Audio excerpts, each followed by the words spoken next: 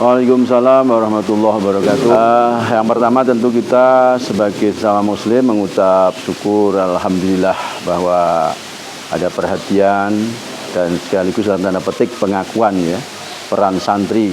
Mesti kemudian perlu didiskusikan lebih panjang lagi ya, bagaimana kemudian agar tidak terjadi ketersinggungan yang mungkin merasa sudah berjuang dari lewat jalur agama tidak dimasukkan ke dalam pesantren ini memang perlu ada diskusi tersendiri. Tapi yang jelas saya sebagai bagian dari umat Islam tentu sangat senang dengan adanya Hari Santri Nasional yang memang ditetapkan dengan keputusan Presiden ya. Kalau tidak salah itu di nomor 22 di tahun 2015. Nah ini yang saya kira cukup memberikan supporting ya, motivasi pada anak-anak muda kita, generasi penerus kita untuk mencintai pesantren. Karena memang faktanya sejak zaman dahulu kala memang para santri ini punya peran yang tidak bisa dimarginalkan dan memang benar-benar menjadi sentral, insya Allah.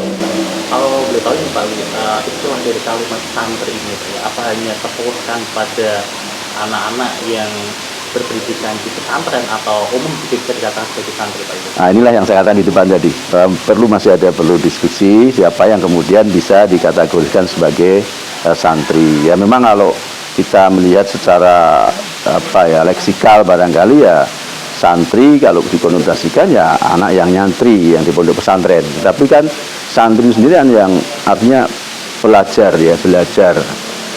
lebih khususnya pada agama. Sehingga kalau menurut saya ya siapapun anak-anak muda kita, remaja-remaja kita yang belajar tentang agama, mati memperdalam agama, bahasa umumnya tafakuh fiddin, yaitu entah dia diasramakan atau tidak, dilabeli dengan pesantren atau tidak, kalau menurut saya itu bolehlah kira-kira disebut dengan santri. Gitu ya.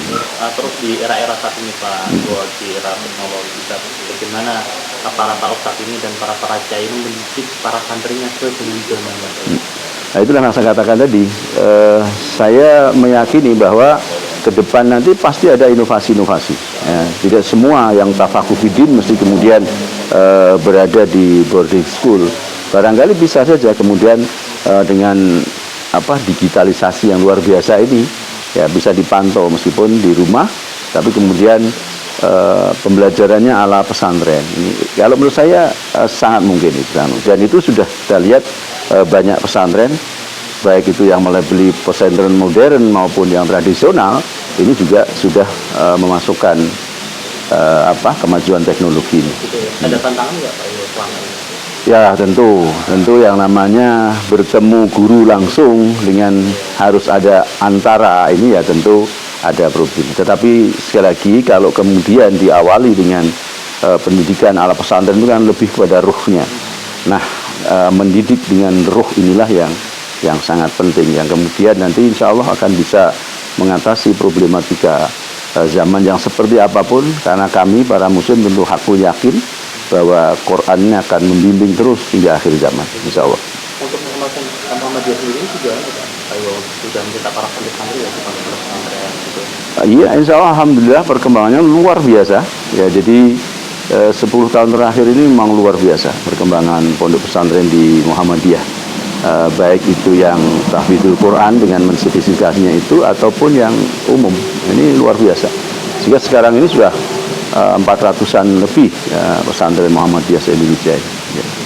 Untuk keluarga sendiri gimana Pak untuk pesantren Muhammadiyah? Alhamdulillah. Jadi di era saya mendapat amanah sebagai ketua PDM itu baru sekitar ada 4 atau 5 pesantren ya, dari kurun 2015 sampai dengan selesainya masa khidmat kami di periode Muktamar 47 atau di tahun 2023 ini sudah menjadi 11.